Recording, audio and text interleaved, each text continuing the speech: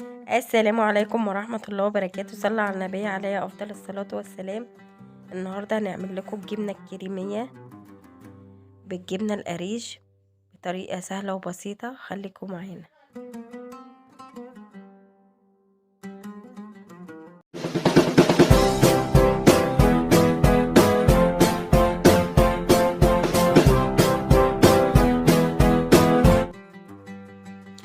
عندي جبنة قريش وجبنة مثلثات.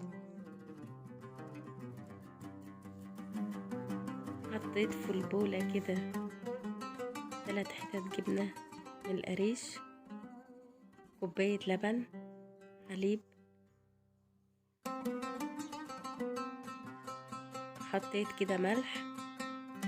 اقطع الجبنة القريش في اللبن كده زي ما انتوا شايفين.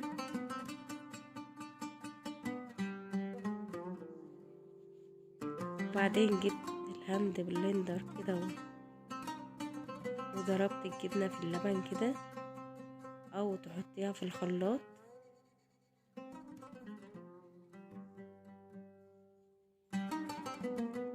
وبعدين حطيت جبنة المثلثات 4 قطع،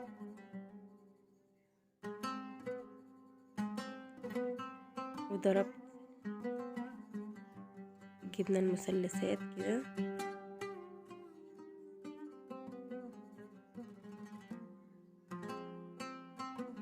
نضربه كويس.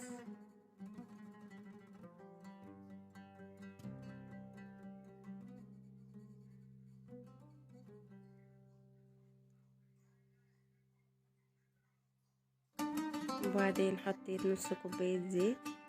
الزيت لازم يكون نضيف عشان طعم الجبنة يكون حلو.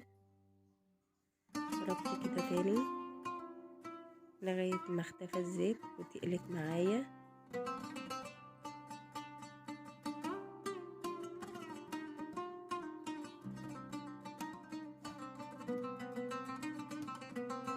وحطيت معلقتين كبار لبن بودرة.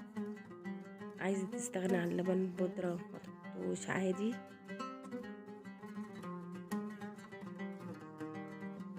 ضربت كويس اللبن البودرة.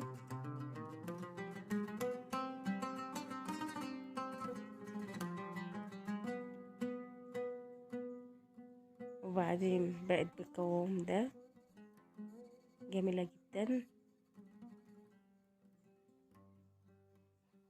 ممكن تضيفي جبنة شيدر او اي جبنة عندك.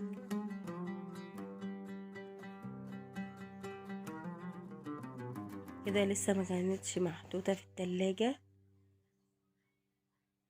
حطيتها يوم في التلاجة بقت بالقوام ده.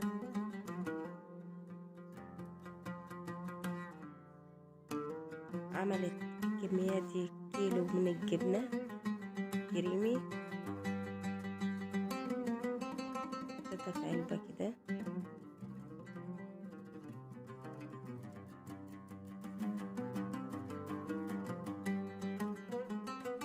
يا جماعة قوامها جميل جدا وطعمها تحفة.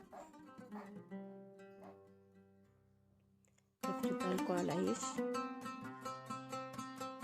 جميلة جدا.